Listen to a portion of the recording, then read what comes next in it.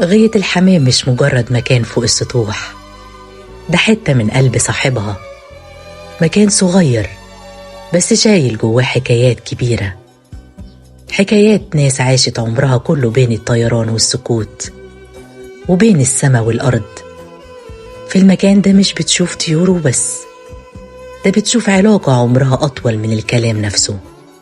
تعال اما احكي لك الحكاية دي راجعة لزمن بعيد قوي، من أيام الفلاحين والبيوت القديمة، لما كان الحمام جزء من الحياة مش مجرد طير، كان وسيلة للرزق وللأكل وللتجارة. بس مع الوقت اللي بدأ كاحتياج بقى حب، وبقت الغية مش مكان تربية، بقت عشرة بين الراجل وطيوره. في بلاد كتير فيها حمام، بس في مصر الموضوع ليه روح تانية. هنا الغاوي مش بيطعم الطيور وبس، ده بيعرف مين القوي ومين الحساس، ومين بيرجع بدري ومين بيحب يلف في السما. الغية هنا مش قفص، دي مساحة حرية، بس ليها صاحب قلبه عايش جوه كل جناح. ولما يجي وقت الغروب كل حاجة تهدى واحدة واحدة، الشمس تلم نورها والسما تبقى دافية، ويقف هو لوحده فوق السطوح ساكت مش مستني حاجة غير اللحظة دي.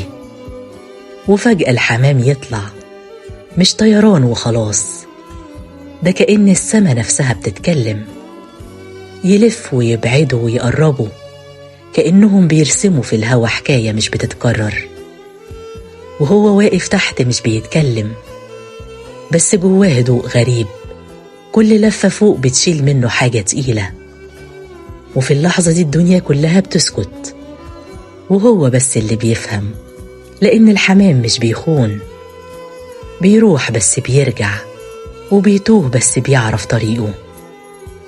يمكن لأن الغية بتبقى شاهد على حياة كاملة، على ناس عاشت سنين واقفة بتبص لفوق ومستنية.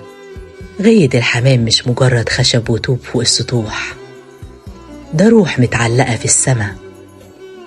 ولو شفت حد واقف لوحده رافع عينه لفوق وساكت وبيتابع طيره، افتكروا انه مش بيبص للسما وبس، ده يمكن بيلاقي فيها نفسه.